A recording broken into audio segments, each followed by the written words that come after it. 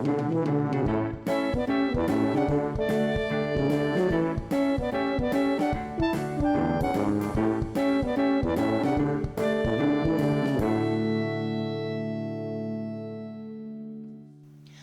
à tous, j'espère que vous allez bien. Je vous souhaite la bienvenue dans cette nouvelle vidéo qui sera un nouvel avis livresque.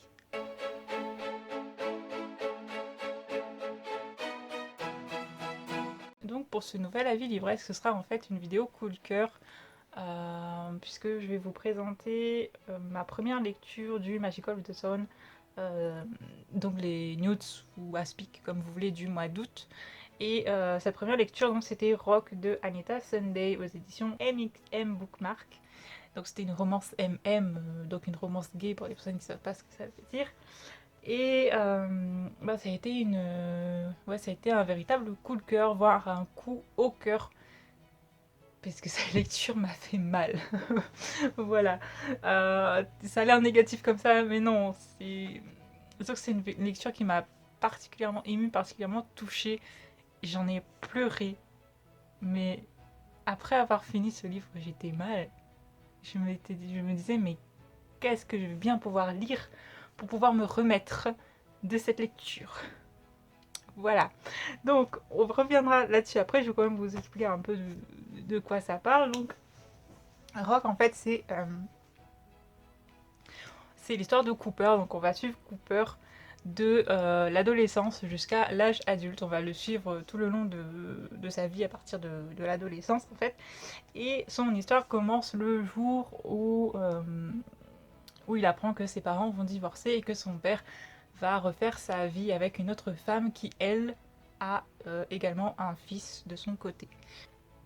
Donc la femme s'appelle Lila, son fils s'appelle Jace. Ça, c'est dans le résumé, donc je ne vous spoil rien à ce niveau-là. Et en fait, Cooper a une particularité, c'est qu'il est passionné par les pierres, par les roches. Et il connaît toutes leurs significations. Et en fait, les pierres, c'est... pour lui, elles lui apportent un certain réconfort. En fait, il les collectionne et dans chaque pierre qu'il garde, en fait, il y met ses émotions, ses souvenirs, etc.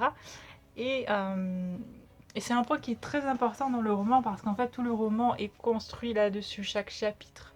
Chaque titre de chapitre est le nom d'une... Je ne sais pas s'il faut dire pierre ou roche. À un moment, il explique en plus la différence, mais je ne m'en souviens plus. Je vais dire une pierre.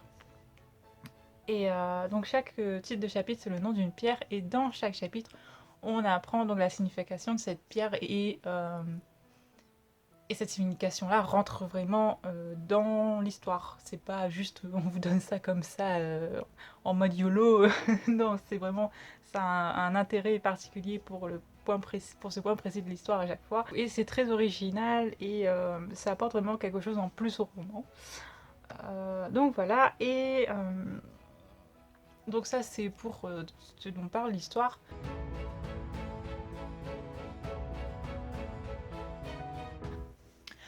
Alors j'ai été interrompue, ce qui signifie que entre ce moment et ce que j'ai dit précédemment, il s'est écoulé 2 jours. Voilà, normal. Donc ouais, quand j'ai un problème, c'est que quand je suis motivée à enregistrer et que je le fais pas d'un seul coup, ensuite je perds la motivation et du coup je ne le fais plus. Donc je ne sais plus vraiment où est-ce que j'en étais. Je crois que j'avais fini de présenter le roman, enfin de vous dire de quoi ça parlait. Euh, du coup je suis vachement perturbée. Voilà.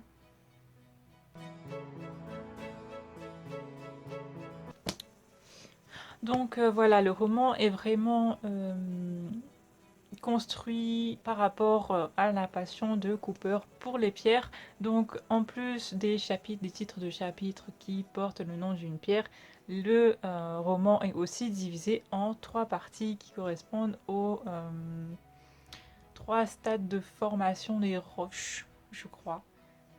Je sais pas exactement comment ça se dit, je suis pas géologue, donc j'ai regardé vite fait sur internet, mais en gros c'est ça. Et en fait, l'évolution de Cooper est calquée entre guillemets sur les différentes étapes de la formation des roches. Voilà. Donc tout ça pour dire que l'écriture du roman est très réfléchie et très travaillée. Et en plus de cela, la plume de l'auteur, enfin en tout cas ce qu'en laisse penser la traduction, et pour le coup je trouve que la traduction est vraiment super vu ce que ça a provoqué chez moi.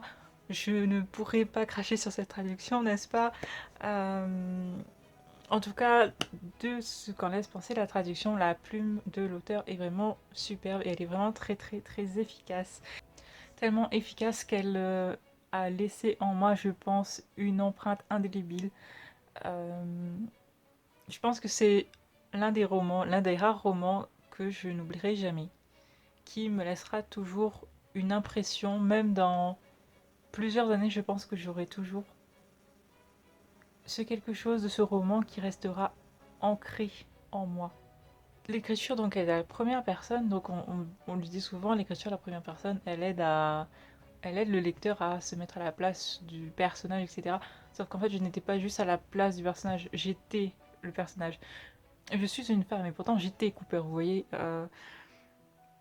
Je ressentais ses peines, je ressentais ses joies. J'étais heureuse avec lui, j'étais pas juste heureuse pour lui, j'étais heureuse avec lui, j'étais triste avec lui. Et, euh, du coup, à chaque obstacle, à chaque revirement de situation, on le ressent comme si on l'avait fait nous-mêmes, vous voyez. Et on s'attache aussi aux personnages auxquels lui il s'attache. On aime les personnes qu'il aime. Et quand des malheurs arrivent, ça fait mal. On est aussi affecté que lui. Et affecté, je pense, comme je l'ai dit dans mon article sur le blog, si jamais vous me suivez aussi sur le blog, affecté, c'était vraiment un euphémisme. J'ai pleuré, mais j'ai jamais pleuré aussi sincèrement en lisant un roman, je pense. Euh, Pleurer devant un film, oui, j'ai déjà versé quelques larmes, ou avoir les larmes aux yeux en lisant un roman, mais vraiment pleurer comme je l'ai fait en lisant Rock, je crois pas que c'était déjà arrivé en fait. Et, euh, et plusieurs jours après avoir lu ce roman, j'étais encore mal. Avant de faire cette vidéo, avant de faire l'article pour le blog, j'ai relu certains passages pour retrouver des citations à mettre dans la chronique. Et j'ai pleuré encore en fait. Donc j'ai fini par prendre assez de recul pour pouvoir lire autre chose. Finalement, j'ai pas eu besoin de lire du feel good. Je suis passée à une autre lecture. Je suis en train de lire Sunshine, qui est aussi dans ma pile des news du coup. Et ça me va très bien en fait. Je pense qu'il fallait que je change totalement de genre. Parce que si j'essayais de lire une romance, j'allais pas y arriver en fait. Donc vraiment, c'est un roman qui m'a marqué et que vous devriez lire très sincèrement. C'est une romance MM, donc ça parle de la difficulté de faire son coming out, vu qu'on le suit depuis l'adolescence. Euh, la... Ça parle de la difficulté d'assumer son homosexualité, du regard des gens, etc. Mais ça parle aussi de la famille, de la maladie. Ça parle de plein de sujets très importants et très forts et très émouvants. Et, et ça en parle merveilleusement bien en fait. Ça, la plume de l'auteur est d'une justesse incroyable. Et, euh, et aujourd'hui encore, je pense que si je le relis, ça doit faire une semaine maintenant que je l'ai lu. Si je relis des passages encore, je vais encore pleurer en fait.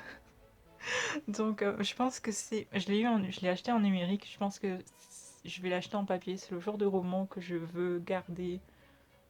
Je veux garder l'objet en fait. En fait, si je devais me comparer à une roche comme le fait Cooper, ce serait une marne. La marne, c'est une roche qui est friable. Et moi, j'avais l'impression d'être un rocher en bord de mer, qui s'effritait à chaque assaut des vagues.